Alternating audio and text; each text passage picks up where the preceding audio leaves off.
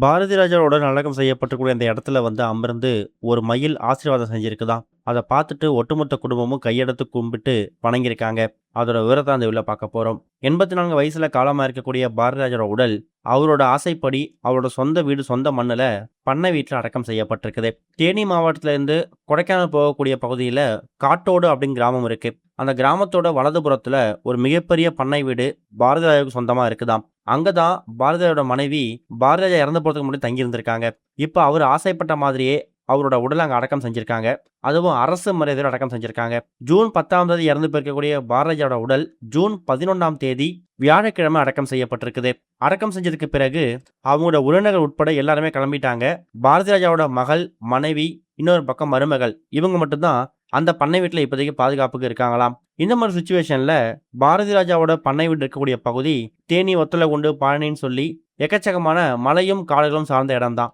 அந்த இடத்துல மயில் வர்றது அப்படிங்கிறது ரொம்ப சர்வசாதாரண விஷயம். அடிக்கடி அங்க இருக்கக்கூடிய மக்கள் தினமும் நம்ம தெருக்கள்ல காக்கை குருவிகளை எப்படி சாதாரணமா பாக்குறோமோ, அதே மாதிரி அவங்க வீட்டு தெருக்கள்லையும் தோட்டத்திலையும் மயில்களை ரொம்ப சர்வசாதாரணமா பார்ப்பாங்களாம். அப்படிப்பட்ட மயில் பாரதி ராஜாவோட தோட்டத்தை சுற்றி திரியறதும் வழக்கமான ஒண்ணுதான். ஆனா அங்கதான் வினோதமான விஷயம் நடந்திருக்குது.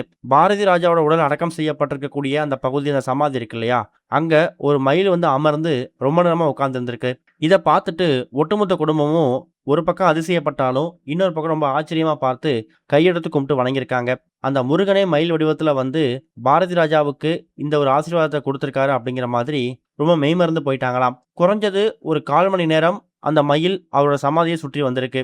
அதுக்கப்புறம் கொஞ்ச நேரத்துல அந்த மயில் பறந்து போயிட்டு திரும்ப வரவே இல்லையாம். இது வந்து இயல்பா நடக்கிற விஷயமா இருந்தாலும் குறிப்பிட்ட அந்த ஒரு பகுதிக்கு மட்டும் வந்து அமர்ந்து அந்த மயில் கிட்டத்தட்ட ஒரு 1/4 மணி நேரம் எதுக்காக நகராம அங்கேயே உட்கார்ந்துருக்கணும் அப்படிங்கிறது தான் குடும்பத்தோட கேள்வியா இருந்திருக்கு.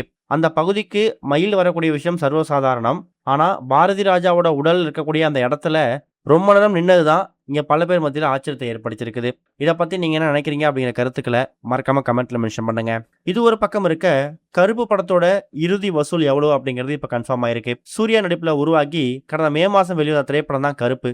ஆர்ஜே பாலாஜி இந்த படத்தை இயக்கி வில்லனாவும் நடிச்சிருந்தாரு. கருப்பு சாமியை மையமா வச்சு உருவான திரைப்படத்துல சூர்யா, அனாக்கா இது மாதிரி பல பேர் நடிச்சிருக்காங்க.